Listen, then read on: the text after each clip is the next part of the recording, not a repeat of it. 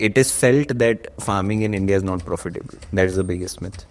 In a village, farmers are the people with the lowest income. Yeah. It's basically a thankless job, right? Yeah. Nobody wants the farmers to become rich. What's their biggest challenge? Unfortunately, while farmer is in the business of farming, they have not done any formal education in agriculture, which is the most unfortunate thing. The bigger thing is that they are still not aware that they need to do it. Hence, they feel helpless. Because the farmers don't trust, right?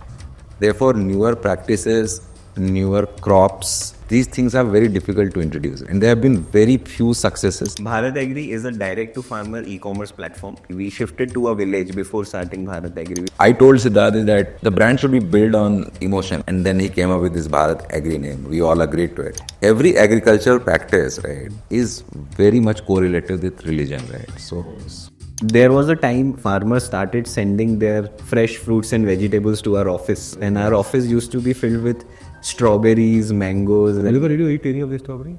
I never. Come on, Siddharth. You were proud, but you didn't share with us. So sad. You could see with your eyes, right, that the crop quality was extremely good, right? So I think that is where my conviction, which I had from 2002, it was a deja vu for me. I said, okay, now this really means that the productivity will go very high.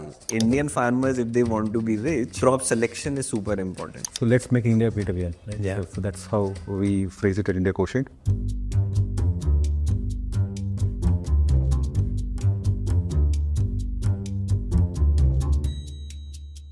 Welcome everybody. We're back with the IndiaQuotient podcast series. Bharat Mata Ki Jai. Hope you're having a great day. It's raining heavily in Bangalore today. And a lot of crew, a lot of my team members. Welcome Siddharth, Madhukar. You guys are coming from far. And so Siddharth, just before we start, right, a lot of people don't know a lot about BharatAgri, right? You don't have consumers in the cities, of course. Yeah. So tell us about BharatAgri, what problem does it solve, how big it is? Yeah, sure. So BharatAgri is a direct-to-farmer e-commerce platform where farmers can buy crop inputs, that is seeds, fertilizers and pesticides, and we deliver to their doorstep. It's a $26 billion market for all the crop inputs that we supply. With 20,000 serviceable PIN codes, 15,000 live SKUs, and 2 million monthly active users, BharatAgri today is one of the largest direct-to-farmer e-commerce platform. Fantastic. And these are farmers who are skipping the local retail store and coming to your app. Yes. This is not like a phone call service or WhatsApp service. They Yeah. go to the website and order on their own, just like we order on Amazon. True. That is why the key thing here that we say during our introduction is direct to farmer. So the delivery happens directly to the end consumer. They place all the orders on our app or website. One thing that BharatAgri takes pride of is we do not have a team on the ground that is meeting them, convincing them to buy, or we don't have a sales-led call center which pushes them to buy products from us. We have built a completely pull-driven platform where they get attracted to the value proposition that we provide. They come on our app or website and they place order, just like how we do it on Flipkart and Amazon. Fantastic. Siddharth, the company has gone through a lot of twists and turns in the middle. We'll go through all of that, but it's great. So basically you're saying that the gap between how the people in city behave with e-commerce and how farmers in the most rural villages is changing. Yeah. There is no gap now anymore. Yeah, so that entire thing is democratized. And if we were sitting on this podcast a few years back, then my answers would have been completely different. But today, in rural India, the smartphone penetration is already at an all-time high. Based on some reports, at the household level, already 75% of households own at least one smartphone in rural India. 75% is a huge number. I agree. Fantastic. Thanks for setting the stage and looking very exciting. We'll start from the beginning, right? Why? Sharma Ji ka beta or Dialani Ji ka beta in this case, he's expected to join Google, Facebook after engineering, or maybe do an app startup, right? At best, you'll join an app startup, join a Flipkart or Myntra or Zomato. Why the agri space? Yeah. So the entire inception of the idea started around 2014 and 15. And I'm sure your memory will say that was the time when a lot of youth of the country was getting excited towards the nation's growth. The entire movement was happening where We wanted to bring a change in the country's economic structure, and I was a part of that as well. I was aspiring to become someone who can create a large impact towards nation's growth. I agree. Madhukar and I were looking for funding the Facebook of India at that time, exactly 2014. Yeah. 14 and 15 were interesting times. Yeah. And I was trying to see how can I create the largest impact. What I realized was that agriculture in India is the largest industry in terms of the population it employs, but is also the weakest link. Since we are all engineers, we understand that in the supply chain, the weakest link determines your rate. The weakest link defines how fast your economy can grow. So if agriculture in India, which employs 60% of the working population, is growing slowly, then India will grow slowly. That's the bottom line. And if we want India to grow fast, become a middle or high income country, agriculture needs to change. And that's how I got excited into it, because of the scale and because of the large impact that we can create. थोड़ा post facto लग रहा है यार सीधा. Too much of. Then like you and Sai teamed up to do this, right? Yeah. There were a lot of other things which are equally impactful, right? Yeah. Like blue collar workers and a lot of things are there, right? Was there any particular affinity to Agri? If I look at bottoms up, I understood the top down approach that you took to decide what to do. But was there any professor involved with it? Like, did you have some insights into Agri market? Okay, this is what we can do if we go in there. Yeah. So my co-founder Sai, she belongs to a farming family. Okay. She has a family farm in eastern Maharashtra, where since decades they have been growing traditional crops like cotton, maybe soya bean. So quite traditional crops they have been growing. Now she comes from a very fairly educated family. Still, she used to share with me that their family has not been able to make profits out of that farm. Even though the land size is sufficient, they are fairly educated, they have availability of right resources. So they have been regularly contemplating to move back to city and leave agriculture, and they have the right resources to figure out other career paths. But agriculture is something that is not working out for them. So that was also a kind of starting point, that why an individual farmer, and we are talking about a above average farmer, is not able to make money out of it. And then we relate it to the bigger picture, and we see that even today in 2024, India is a net importer of food grains. So at one place, your farmers are unable to make good money. And in the second phase of it, you see that India is still importing food to feed the livelihood, to feed the population. And that's when it clicked that there are some fundamental problems in agriculture that are still not solved. The basics are broken. And if we fix that, then we can not only make an individual farmer profitable, but we can also make the country net exporter of food and reliant in terms of food security. I know. So let's make India great again. Right? Yeah. So that's how we phrase it at IndiaQuotient. Madhukar, you were an agri engineer. You worked for a World Bank project in the farmlands of Madhya Pradesh for 4 years. You joined an impact fund. You opened IndiaQuotient in 2012. And we take a long 6 years for doing our first agri company in 2018, right? When you met Sai and Siddharth. What made you change your mind, and why did you skip all the other companies that in the agri piece that came before that? See, I think, first of all, great to be with you, Siddharth and Anand. So, I think when I was in working in the NGO in 2002, we used to do a lot of stuff with the farmers. Right? We were building infrastructure for them. We were doing a lot of education, which Siddharth talked about, right? What crops to grow, what kind of seeds to use, right? How to do seed treatment and so on and so forth, right? And we realized that the place where at least I was working, which was in 100 kilometers from Bhopal, not really very remote, but they were hardly using any technology, right? And I had studied in Punjab, where the farmers were pretty well aware. So to just give you an example, a few of the technologies which was very, very trivial in Punjab and maybe in Tamil Nadu also, in southern parts of the country, like using a seed drill to do sowing, right? Yeah. It's a very, very simple thing, trivial thing, which probably started in Punjab and Tamil Nadu way back in 1960s. In MP, people were still using their hands to throw the seeds in the farm, right? So that was one, right? one kind of technology. Other is doing seed treatment, right? Before you put the seed in the soil, just make sure that it is properly sanitized, right? And these are very, very simple things which the farmers didn't know, right? It was not that they didn't want to do it. They didn't know about it, right? So when we started doing this, and I remember the first project which we did over there was 1,000 farmers where we intervened in a soybean crop, right? It's a very small piece of land, one biga, which is almost 1/3 of a acre, right? And the average yield of those farms, we did a baseline survey, was approximately 2 quintals per biga, right? This was the average.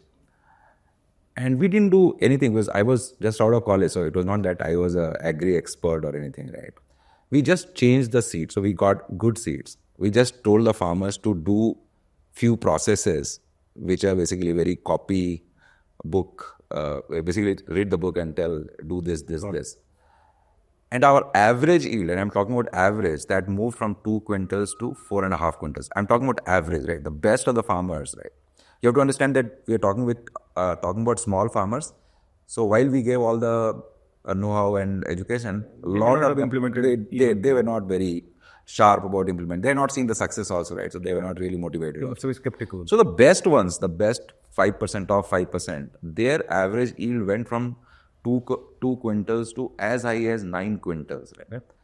So I had seen the impact, what know-how, if you do agriculture in the right way, how you can basically create impact, right? And most of the startups which came between 2008-9 to 2016-17, before I met Siddharth, right? In fact, I was also part of a few when I was at Avishkar, right? Most people wanted to create market linkages. They believed that the farmers, they're not getting the best price, right? So then let's go and connect them to some... And capture the GMB. Capture the GMB. Right? Yeah. While what I had seen in the... when I was working is that on the efficiency side, right, you can actually increase the yield so much, right, that even at the same price, the farmer is going to make a lot of money, right? And it was not that the farmer was not... so in our way of, or the advanced way of agriculture, you put more inputs, as in you are putting more money, right? It's not like that. You are putting equal or maybe more money, right? Because you don't know how to put it, right? You're not efficient. And you are growing very low yield crops, right? So you are dependent on high price, which will not come because agriculture is like a business where...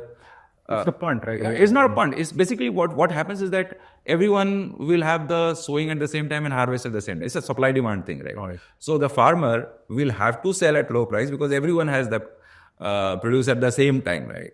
So until unless you have a very, very strong infrastructure where you can hold on to that crop and you are also very financially strong, then only you can hold, right? Yeah. So I was completely negative on any agri business which was trying to intervene on the market linkage side. I didn't find a lot of value over there. And when Siddharth came and Siddharth and Sai met me, and then they said that they actually want to help the farmers improve their efficiency, increase their yield, and they were talking about using technology to do that, right? That became very interesting, right? One other thing was that when I was doing this in 2002, right, it was extremely expensive to do agriculture extension, right? Because if I have to teach a farmer to follow the process, at least one time I have to be there, right? That means I'm living in in that circumstance, I was living in a block center, right? I have to drive on a bike 25 kilometers, then I go and tell the farmer, right? And then the farmer will do that, right?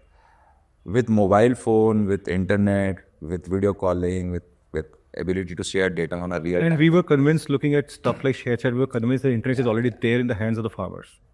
Yeah. So the most interesting thing which happened was that we met Siddharth and I was telling stories about this. And Gagan, who had just joined IQ, right? So we both of us, we went to visit a few farms, right? For that diligence, right? And we went, and Siddharth took us to Satara. And there was a paddy field, right? So there were 2 paddy fields, right? One, the farmer, when we met the farmer, of course, the one we met was BharatAgri's customer. So he was all the time grinning and smiling, right? And Gagan is asking me, why is this guy smiling, right?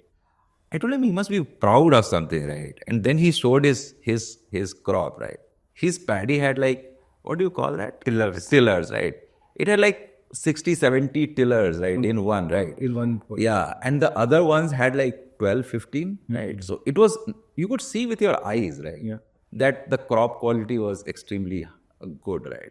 So I think that is where my conviction, which I had from 2002, it was a deja vu for me. I said, okay, now this really means that the productivity will go very high, right? And that's when I actually then followed up with Siddharth to invest, and we can talk about it. He actually was thinking of doing this more B2B. I was interested more in B2C. Yeah. So I had to basically follow up with him, and then I know. I think we were more convinced about the farmers willing to pay directly, where Siddharth initially thought that they may not be keen to pay because of trust issues, and he'll have to go through banks and NGOs to pay, right? That's what you were doing. Siddharth, we'll go into that. Tell me a little bit about the farmer persona, right? And what is the biggest challenge, right? How's their regular life, and what is the biggest challenge they face in their daily life? We wrote a report recently on Agri and rural India. We figured out that in a village, farmers are the people with the lowest income. Yeah. It's basically a thankless job, right? Yeah. Even the middle class India, because RBI indexes food very heavily on inflation, we don't want to pay, right? I mean, we'll be very happy if real estate prices go up, education prices go up, but onion prices, God forbid, they go up. Everybody, because nobody wants the farmers to become rich, right? Yeah. What's the biggest challenge? Let's talk about the persona a little bit. So, unfortunately, while farmer is in the business of farming, they have not done any formal education in agriculture, which is the most unfortunate thing. Today, if I am doing a startup and I do not have any MBA or business education, you suggest us or our advisor suggests us to spend a lot of time in reading some success stories, reading case studies, or formally going through some. And there is enough access to materials and education. Yeah. So we are pushed or we are forced to go through some kind of formal reading and education to understand how businesses work, how finances or balance sheet work. You need to do a lot more if you've done an MBA. Then you have to unlearn and then relearn. Yeah. Your reading has to be much harder, much more deeper. Right. Or if you are doing a core tech startup, then gone are the days when you will just assume that I'll hire a tech founder and he'll do everything. You need to read up yourself. Yes. Yeah. You need to kind of become an expert in that engineering or in that tech. Now, farmer is doing agriculture. That's his full-time job and their family's livelihood depends on that. But they have never done any formal education in that. Isn't that itself a very big surprise? And the bigger thing is that they are still not aware that they need to do it. Here we are being made aware that if you want to be a successful entrepreneur, go through some podcasts, through videos or books. Hence they feel helpless when they face challenges on their farm. Yeah, and even when they want to do it, they don't have access to information, at least earlier. Today, fortunately, now they have a lot of access, but till now they did not. So they struggle to gain the right information on the farming practices, and that's where extension services come into picture. Where farmers and where governments and companies will try to have some staff deployed in the rural areas and they'll try to pass on the right information. So their persona is that right now they don't have the information, but slowly that is changing. The access to information now is available. Now the problem is to make them aware that they should learn. They should consume that information to improve that farming practice. Instead of just you. So there is one very interesting thing, Anand, right, with regards to this education thing. Because of not having a very formal education in agriculture, right, and this is not true for like 5-10 years, right, for centuries, right. Every agricultural practice, right, is very much correlated with religion, right. So because you want to basically rely on the God, right.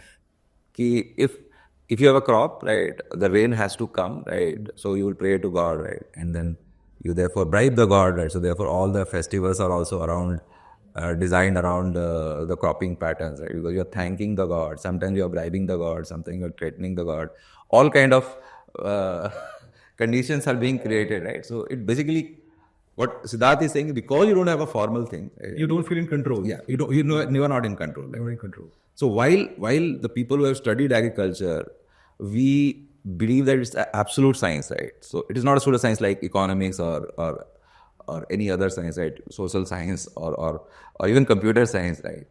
But it's absolute science, right? You can actually determine what will happen, right? Because everything can be measured, but none of that happens, right? And this is the reason why On the ground, it doesn't happen. yeah, and there are pockets in the world where people have figured this out, right? And they do so much more with so much less. Israel is a biggest example, right? They are right in the desert, right? And they have the best quality and the best yields of all the practically everything which they grow. I know. They hardly have any land also. Yeah. So, Siddharth, just one question before we move on to the next. Are farmers happy in their lives? Do they want to keep doing farming? Yeah, they are. So this is a misconception in urban India that farmers don't want to do farming or farmers want to move out of agriculture.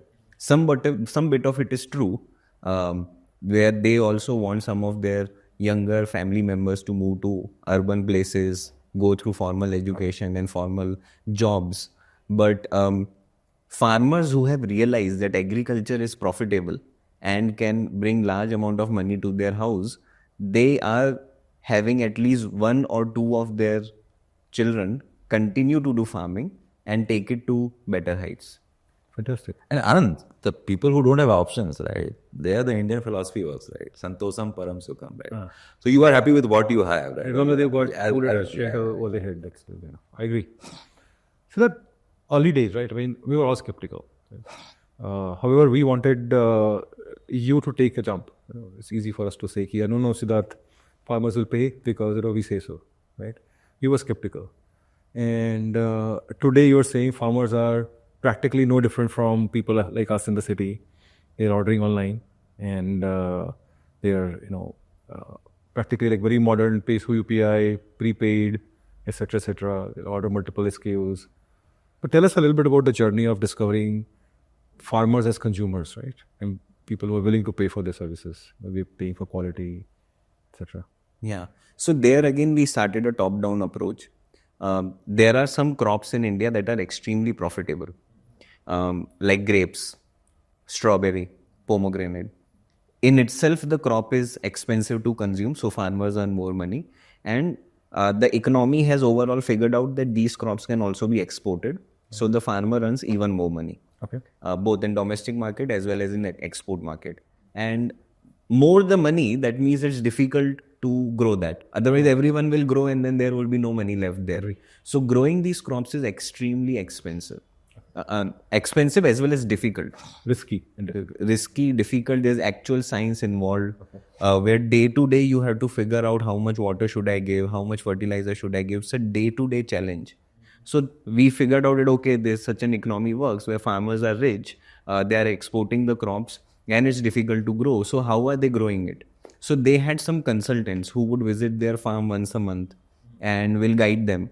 And those consultants are fairly educated and experienced. They'll come to the farm once a month, they'll observe the farm, and based on that, they'll give them some prescription that, okay, I think you should stop giving water now. So they'll write like how a doctor writes. And then they'll write, okay, tomorrow morning 6 a.m. try to spray this fertilizer. So they'll give a prescription. 1 hour visit, once a month, that consultant charges 5,000 rupees. And the grape or a strawberry or a pomegranate or a mango farmer is ready to pay that amount. Because the farmer understands that this guidance will help me improve my production, which I'll export and I'll earn money. And the farmer requests the consultant that please come next month also. Please come 10 months a year so that I get this guidance. And the consultant is overbooked. Consultant starts ignoring, like how doctor does, right? You will be behind the doctor that I want can I visit your clinic or can you visit my house? So that was the same thing. So we clearly understood that if the farmer sees value, they will be ready to pay. The value is in consultancy as well as the value is in the crop. So we wanted to understand, will all farmers pay or will only a grape farmer pay? So we started meeting some second level of farmers, not the richest ones, but the second level. For example, all the vegetables, tomatoes, chilies, onion, potato, or some cash crops like sugarcane, cotton. The farmers understand that if I grow more tomatoes and at the right time and at the right quality, I will earn money. I'll not be exporting like how a grape farmer does, but I still earn money. Some of the very rich farmers grow vegetables like tomato, chilies, maybe even brinjal, cauliflower, etc. We started meeting them, and they were like, I also want that consultant because my tomato is also delicate, and if I grow it properly, I'll earn money, but I cannot pay 5,000 rupees for a visit because that's beyond my affordability. But I am ready to pay money if it is affordable, not as much as 5,000, and it adds value. So that's how it's a real thing that farmers are ready to pay as long as they see value.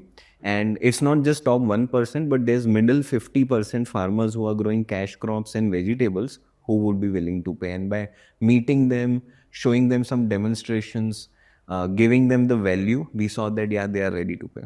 Now, over time in last 7 years, the volume or the quantum of farmers who are willing to pay has definitely increased. Got it. And people were willing to pay instead of pay for this service, consulting, for example, instead of actually just going and looking for free videos. Yeah. Like how we look for free entertainment, right? We don't want to pay for it. So just think of it like a doctor itself.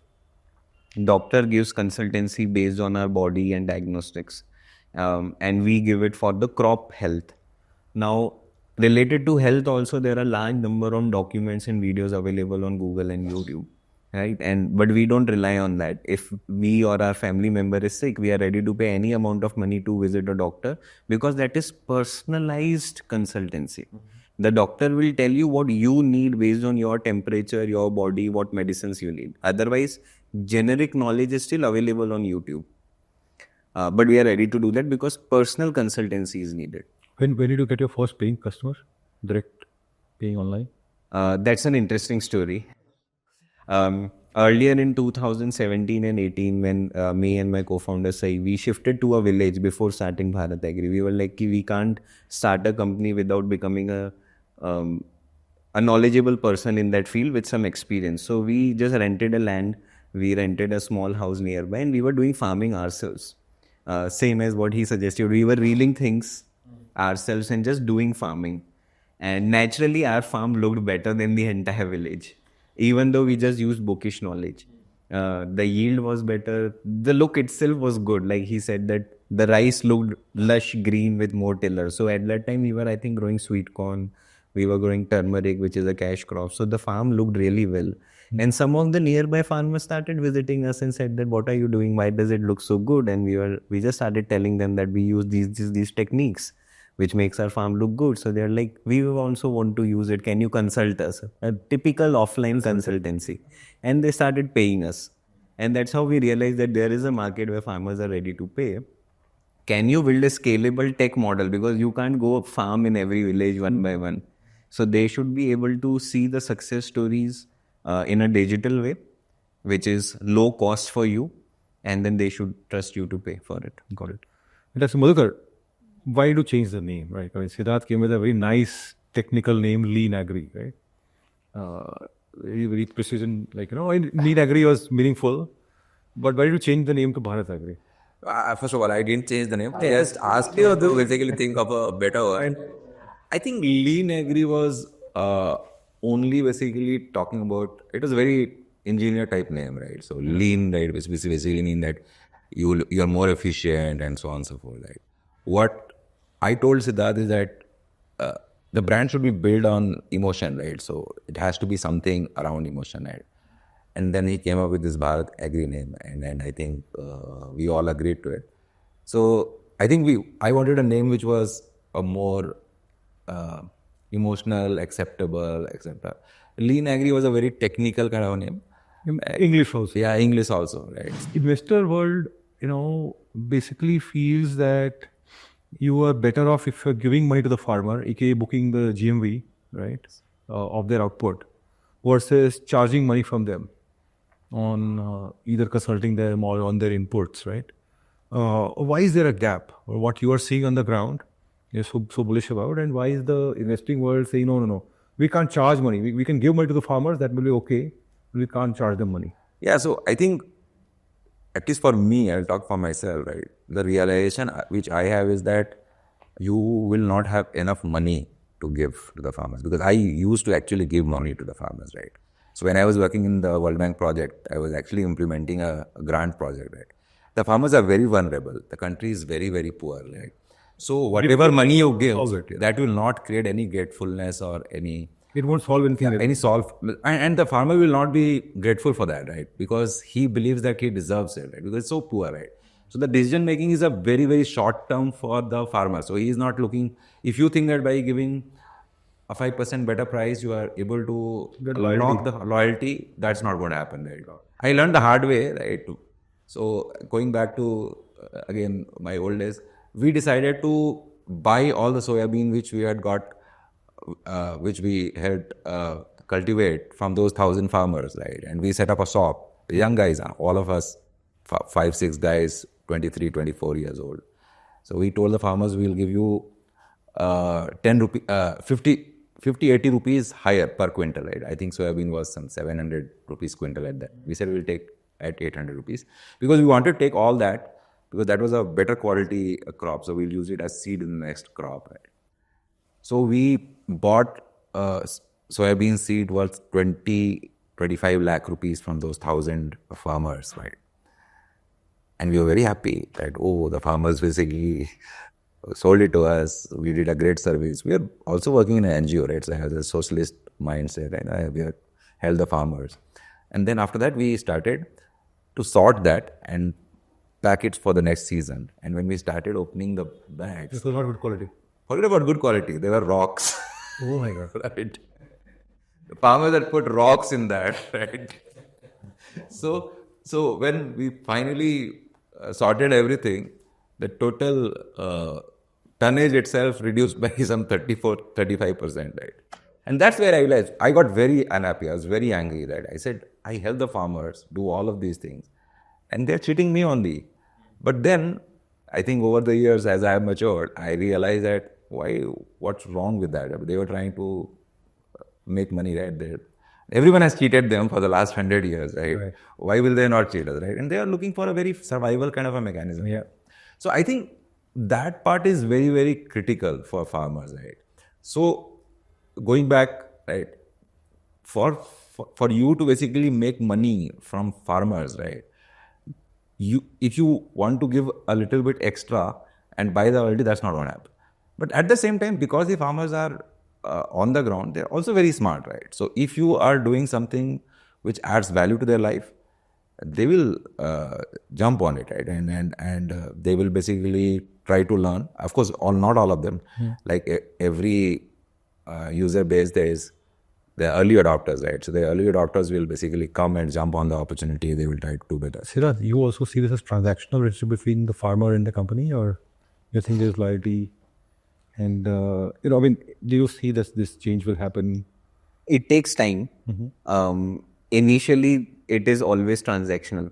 Can you provide better service? We'll pay to you. Can you provide better products? We'll pay to you. And it will continue to remain transactional for a few, let's say 8 to 10 transactions. But over time, the loyalty builds. I'll give an anecdotal data which will relate to this. When we started this e-commerce platform, only 5% of our orders were prepaid. 95 were COD, which tells about the trust and loyalty, where they continue to believe that I may not receive the right product at my house. So I will pay after receiving the order because there's no trust. And which we were continuously struggling ki why that number is not switching. Even for repeat users, it was continuously COD. It took us 2 years to reach a stage where 2 years it took us to reach 40%. Just last month, that is September 2024, which completed 2 years of e-commerce at BharatAgri, we reached that 40% is prepaid and 60% is COD. And we are still not satisfied with that.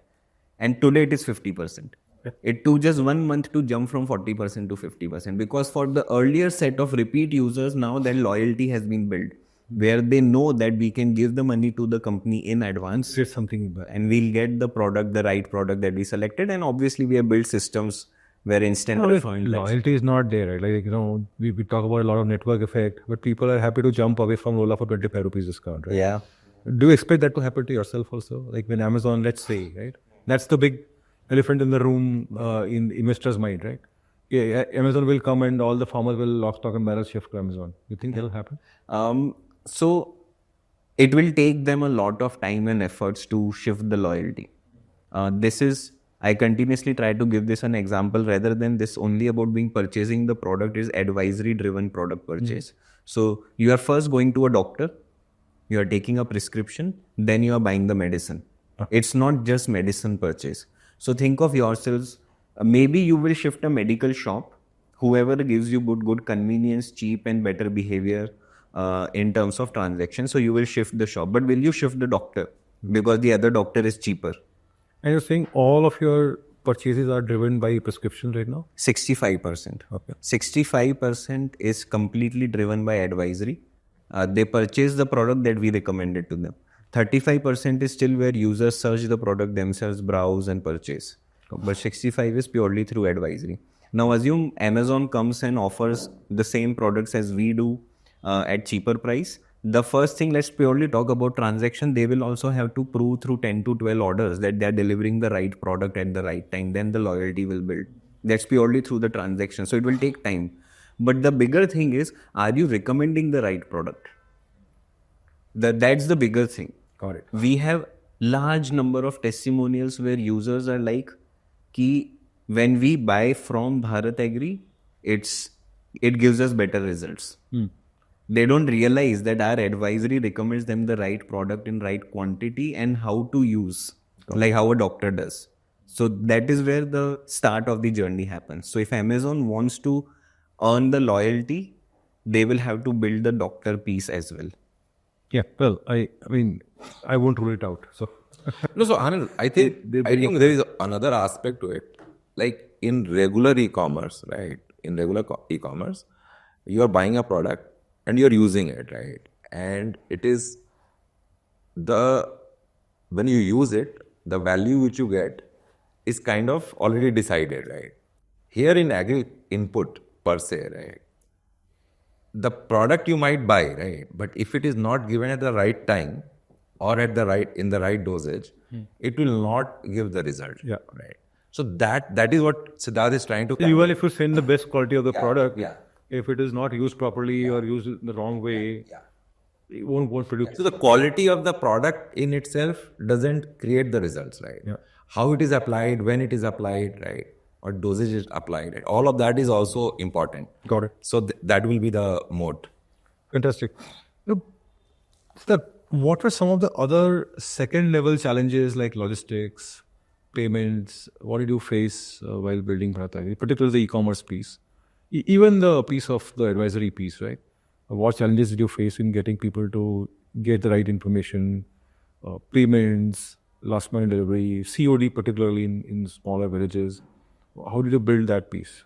Yeah. Was it ready? Are these farmers already using Amazon or most of your customers, or you're the first e-commerce platform? For most of them, we are the first one. Oh. They haven't used other e-commerce in the past. Instead, it works opposite for us. If they have used another e-commerce in the past, they wouldn't prefer doing more e-commerce transactions. Oh. So we did earlier. Yes. So even today, in rural India, the e-commerce experience is very broken. Because we have to realize that most of the e-commerce solutions are built for urban India, which is Amazon, Flipkart. Today, you and me understand very easily that if you are buying a product, try to choose Prime. Some filters you will apply. Then you will read reviews. You know if anything is rated below 4, don't buy. And if something is rated above 4, but if there are only 20 reviews, don't buy. That's a very obvious filter in our mind that the number of reviews should be above 400, 500, should be above 4. There should be prime fulfillment. We know some brands that, okay, if there's this brand I know, I'll readily buy. So there are some filters that you and me very easily understand. Place order, experience is good, happy. But rural users don't even know about what is a review, what is 4.2 versus 3.8, what is a brand. So they will end up buying some unbranded product from Amazon because it is cheap, 0 reviews, and they'll obviously have a bad experience. Since it is not fulfilled by Amazon or since it is not Prime, it will take many more days to deliver and the quality packaging will not be good, and that's their first e-commerce experience. So they'll be like, okay, e-commerce itself is bad. So we prefer users who have never purchased online. So that's how it is for us. In terms of challenges, when we started e-commerce, the slow and very important realization for us was that the number of products in your portfolio matter a lot. That can be the single deciding factor of your success. Let's take an example. You like protein bars. In Bangalore, you eat the whole truth. Some bit of marketing, even in Delhi, people will prefer the whole truth protein bar. But on the flip side, what happens if the brand that is popular in Delhi versus the brand that is popular in Bangalore are completely different? Okay. Like something that you consume here on everyday basis, people have never even heard about it. And they don't care. They don't care whether you're using it every day in Bangalore. Yeah. Okay. Yeah. That happens in your... That happens in agriculture. If we are promoting a particular product brand or product type in, let's say, Maharashtra, You can't assume that it will be popular. people in UP have never even heard of that brand. And people in UP want some other brand that they have heard of. So as an e-commerce platform, we need to continuously increase the number of brands and products and categories that we have. Do you have a case for building a large private label also? Yeah, we have. You have a large private label? Yes. How big is the private label right now? Currently, it contributes to 15% of our total top line, and which has another story which we'll come back to. But going back to the challenges, when we started e-commerce, we started with a very simple inventory model that brings some hero products to your warehouse. When farmers order, dispatch, deliver, all well and good. But you hit a ceiling in terms of growth, and that's when we realized that you need much larger variety of brands.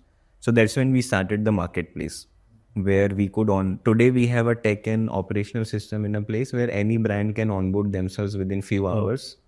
And They can become a seller and then they will ship the goods. we ship it. We take care of the logistics end to end, like how Fulfilled by Amazon works. But they can, sitting in their warehouse or factory, they can list all their You access their inventory and you ship from there. Yes. Their warehouse. And that is why today we have 15,000 SKUs. What's the AOV and how much, like, is it like very bulky? I mean, in my mind, it's like a bulky stuff. You probably get a truckload of delivery, not like a bike delivery. Yeah. So average weight of a BharatAgri parcel is just 1.5 kg. Oh, that's all. Yeah. So it is delivered on the bike. Oh, okay. The products that we are talking about, the $26 billion market size that we spoke about, are all the non-bulky fertilizers. Okay. There is a separate $20 billion market over and above 20. Everything besides fertilizer. Yeah. Is what you do. So even in fertilizers, there are bulky and non-bulky. Okay.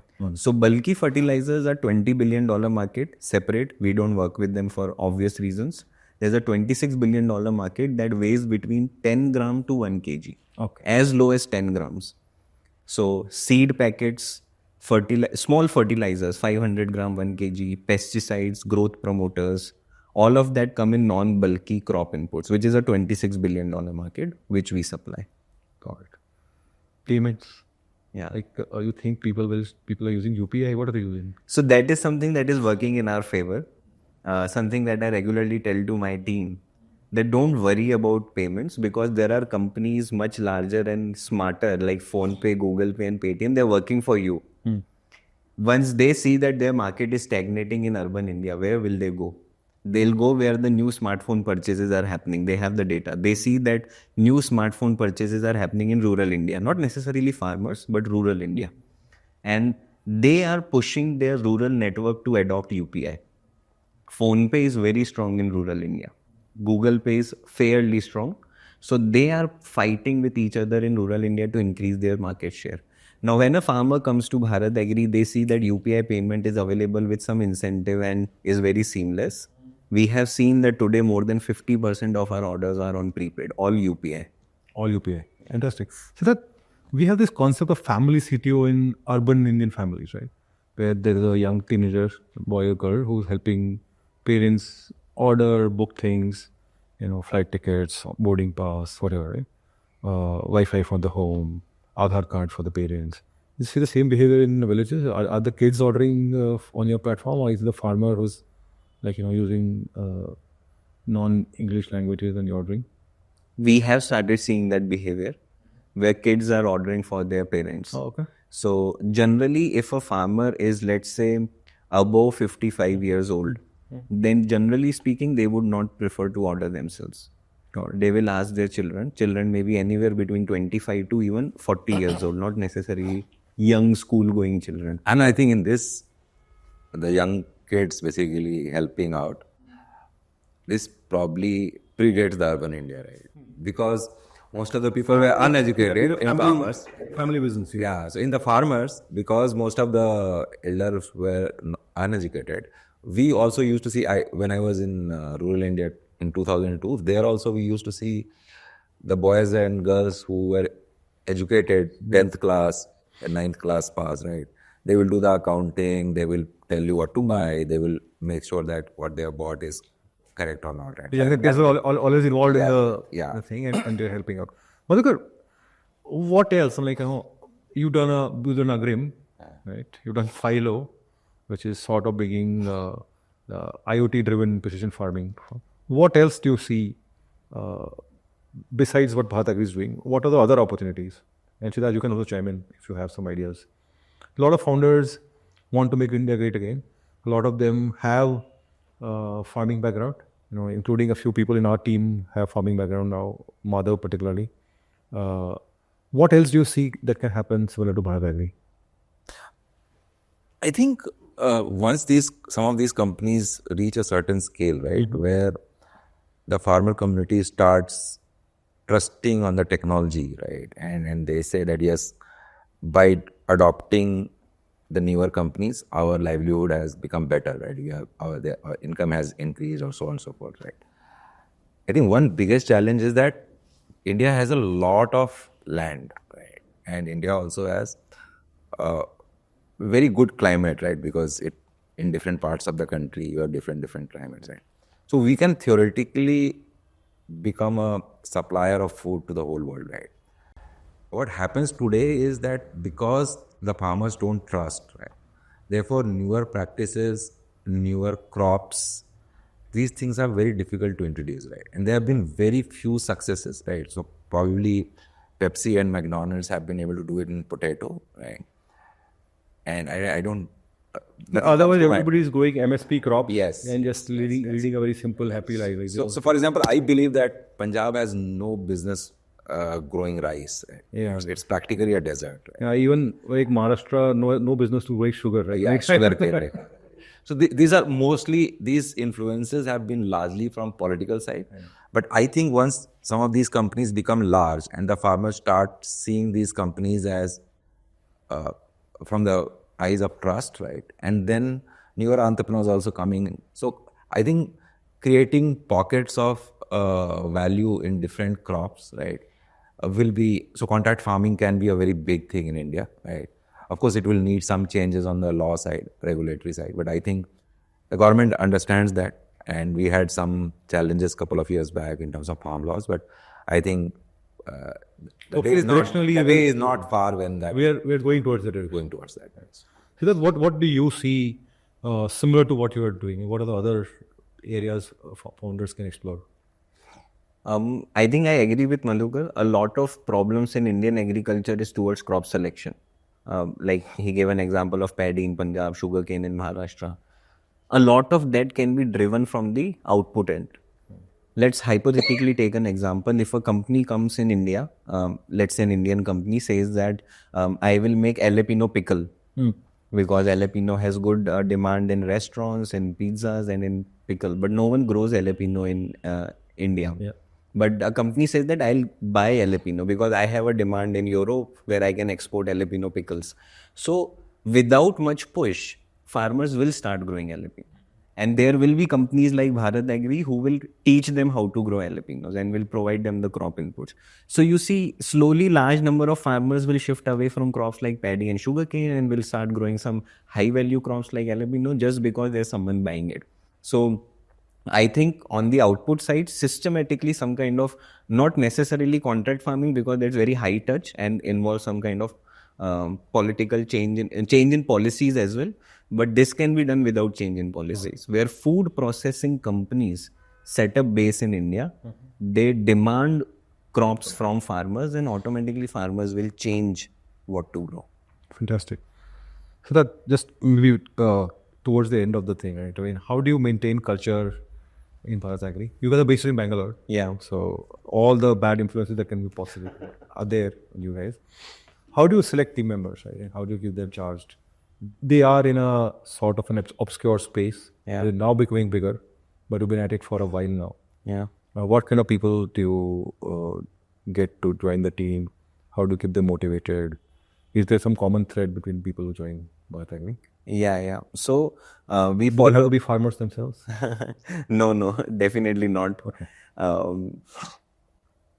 We follow very first principle approach that hire smart people and trust them to do the job. So having high IQ or what we call as smartness is super critical when we interview candidates at BharatAgri. Even though the job may not involve analytics, but we want them to be analytically smart because we have observed that people who do that, they generally can solve problems themselves. Even though, let's say, their problem is not really related to numbers, but if they are good analytically or high IQ, they would be able to solve complex problems that we are trying to do. Once you solve that, then automatically you can trust them to do the job, which defines the culture. Even though in terms of culture, some things that are difficult to execute, but today we have a policy where we have like unlimited leaves. We don't monitor the leaves that they are taking. We just monitor the output that they have given in the job, which can become very tricky in a place like Bangalore because Bangalore people are very smart and they can exploit such policies easily. But we have been able to maintain that and get good output because then they know that we trust them to give the output. Another thing that we have seen is that people who are smart, they generally have a high drive as well. They have realized that if they are not driven or motivated, the smartness will become weakness and they will not do good in life. So smart people know that IQ as well as energy and efforts will work together to give success in their personal life. Got it. I agree. I think, it's sad how many times founders and investors alike, we underestimate the hunger for good quality of work, right? We try to throw money at these things. If we give more money, we will perform better. There is no correlation. People just seek work. They're that kind of people who just want to do good work, right? And in fact, most people will rather take less money if they get to do good work. Yeah. Fantastic. Siddharth, great talk, right? Just one question, right? Do you guys plan to do farming at any, Madhukar, do you plan to do farming in future? Siddharth, you want to go back to Satara? You have plans to get farm? Yeah. Let's get some more carry. Yeah. So whatever money we make from BharatAgri will go into buying farms, right? Yeah, of course. Siddharth, what are your plans? Farming? Have you already seen some place to buy a farm or? Yes. So it's a mix of farm plus some restaurant or cafe where you grow good crops and you convert it into good You food. already have it planned out. Yeah. Have you started it or? No. It's just at the concept stage. Maybe. But it should not just stop at some restaurant that is producing food, but also you can grow good coffee that you use in your own cafe, or whether you export it or not, that's completely different.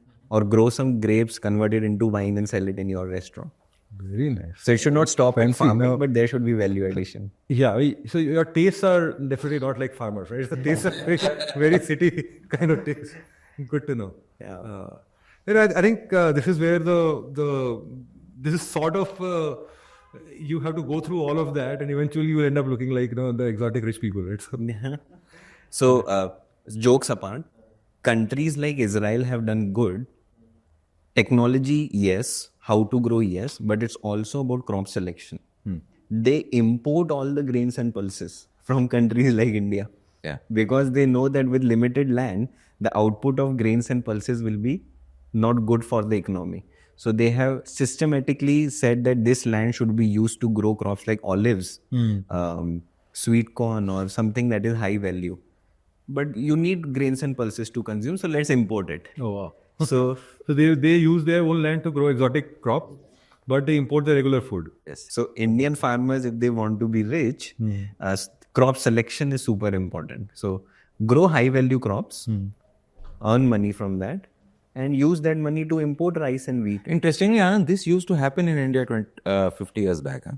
In 50 years back, when rural India was more or self-dependent kind of a thing, when these so many urban centers were not there, people will grow staples for their consumption. People will grow vegetables, some vegetables for their consumption, and then they will grow fruits and vegetables for selling, right?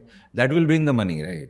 So it was, this culture was there, right? But because of the population growth happening very fast and technology not coming in to basically increase the output and yield, now all those systems are broken, right? And now we are just trying to get money from the government, right? MSP, right? So we get MSP. Sadly, the policies have basically said you're better off by growing just the regular crops like paddy, wheat, and sugarcane, and because that's be bought by the government, right? So that's a safety net. So these farmers, no? So in cities when we use e-commerce, right? I mean, I can walk across the street and buy a phone, but because it's convenient sitting in the office, and I'll save 500 rupees, I'll order on my phone, right? On some website. What is the reason farmers are ordering online? Yeah. So two fundamental reasons. The first, which is already we try to over communicate, is about selecting the right product, which is where our advisory or doctor piece comes into the picture. They buy from us because as a doctor, we help them select the right product. But on the flip side, you can always argue that once they know what to buy, then they can always buy from the shop. Then why are they still buying from BharatAgri? Is pricing the reason? Is convenience the reason, or there's something else? And this is something that we learned, that farmers buy from BharatAgri because good products are not available in the region, local region. Right. Availability and accessibility is a very big problem. Let's try to understand this. Let's try to break this down. There are 20 multinational companies in India that manufacture good quality fertilizers and pesticides. These 20 multinational companies have very good brand. They do a lot of ground level marketing, so people know their brand. Each of them manufacture at least 30 good molecules or 30 products. So 20 into 30 is 600. There are 600 good quality products available by these companies. But how many of them can a retailer store in a shop? A local retailer, which is equal to a small kirana shop, cannot stock more than 50 SKUs, practically and realistically speaking. Now, even in those 50 SKUs that they can stock, they choose to keep 35 out of them as regional and unbranded products because that's where they make margins. Rest 15 are branded from these out of these 600 products. That's all. So now if a farmer chooses some good product from a good brand which we have recommended and goes to a shop, not available. So what will a shopkeeper do? Will convince them to buy from what is available because the shopkeeper doesn't want to lose the customer. So farmers end up buying continuously bad quality, unbranded regional products they use in their soil and they realize that there's no output. But when they see that BharatAgri has all the 600 or all brands, all products available, which I not get in a shop, so they buy from BharatAgri. Not because of pricing, not because of convenience, but purely because it is available with us. And I think, Anand, I'll add one point here, right? A lot of people also don't know this. Most of the seeds and the pesticides, they come under the perishable zone, right? Oh, yeah. Right.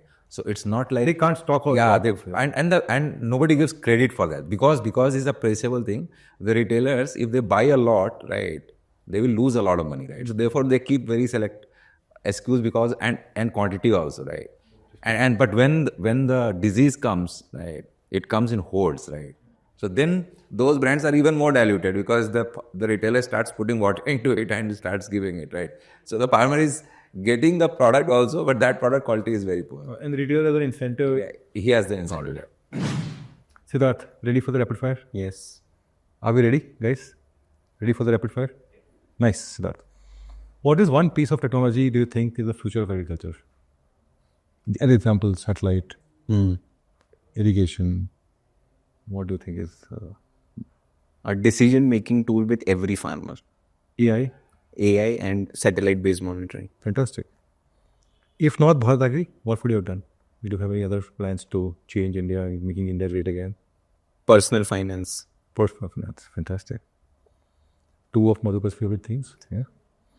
What is the first thing you do when you visit a new farm? try to understand the life of the farmer. Like the farmer. Yeah. Nice. Madhukar, what do you do? Ask for water or look for a toilet? I used to ask for water, yes. So I started carrying water because when I used to carry water, I asked water, my boss used to say, you will fall sick. So I started carrying my own water. Siddharth, what is the proudest moment for BharatAgri so far?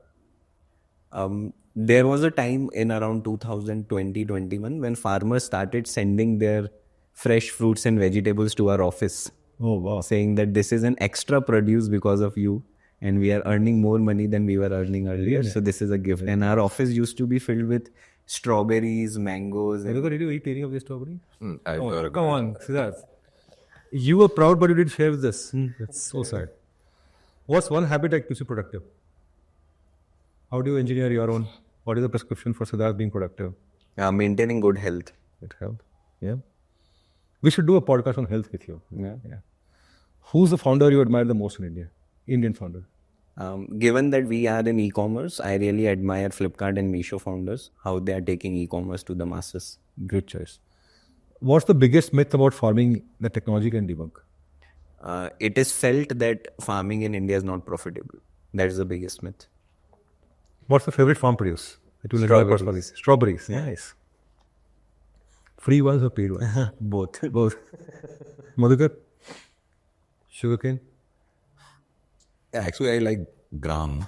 Right? Nice. Gran. Wow. Green chana. Yeah, green. Nice, yeah. And fried Roasted ones? Yeah, roasted ones. Oh, That's yeah. itself. Fantastic. What's the best piece of advice you've received as founders? Particularly from Madhukar. You received. Yeah. Yeah. I think Madhukar always says that, and including Anand also, that it's a long-term game. If you want to build a large sustainable business, it is going to take at least 10 years. So there can be some ups and downs during the journey, but think long-term. It usually takes more than 10 years. 10 is like the minimum. Yeah. You're already 7 years old. If you could change one thing about India's agri space, what would it be? If you look from the government's perspective, the major aim should be to empower the farmer in terms of clear, actionable, give irrigation and source of information to every farmer. And automatically the Indian agriculture scenario will change. Information through smartphones and irrigation through real infrastructure. So rather than spending a lot of money indirectly by, let's say, giving them cheaper loans, insurance, etc., invest money that every farmer should have, let's say, easy internet or free smartphone and irrigation. This alone will be the real game changer. So that's a funny incident or two about dealing with farmers. You know, I remember you were telling me once कि आनंद बहुत पैसा है इनके पास में, मेरे को 40,000 रुपए wire कर दिया instead of 4,000 रुपए. Yeah. Tell us more of those. Yeah. So I'll tell you one interesting story which is recently. So our team tries to continuously optimize कि delivery smooth होनी चाहिए, delivery returns कम होने चाहिए, etc. So our tech team or the product team made a rule कि any order above 5,000 rupees cannot be COD because जो return आता है तो बहुत नुकसान होता है. So ठीक है, simple सा checkout पे अगर 5,000 से ज़्यादा है तो सिर्फ prepaid होता है और कम है तो COD होता है. Now a farmer placed a 4,000 rupees, a farmer placed a 4,005 rupees order COD, 4,500 rupees. ठीक है, order place हो गया.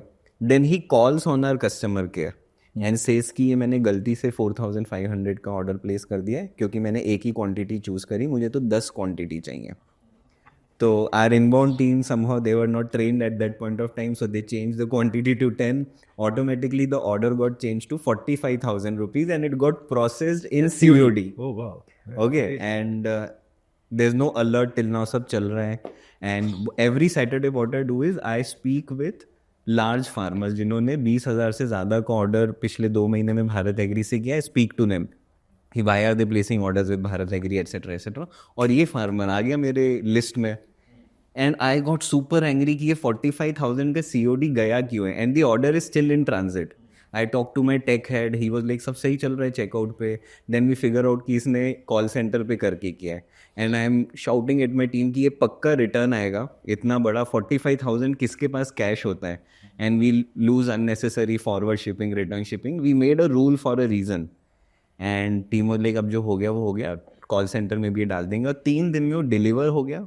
45,000 रुपीज उसने कैश दिए हैं डिलीवरी बॉय को Oh, wow. और वो सब एवरीथिंग वेंट स्मूथ और वो आ गए हमारे अकाउंट में. And that's when we realise कि farmers, some farmers, they have the cash at home as much as 45,000 rupees, and somehow they may still not be comfortable doing UPI with that, but वो cash लेके चल रहे हैं और वो इतना सामान खरीद रहा है. Yeah, यहाँ पे Hemant, all his friends are sharing, like 10 people sharing one Netflix account. They are feeling very happy.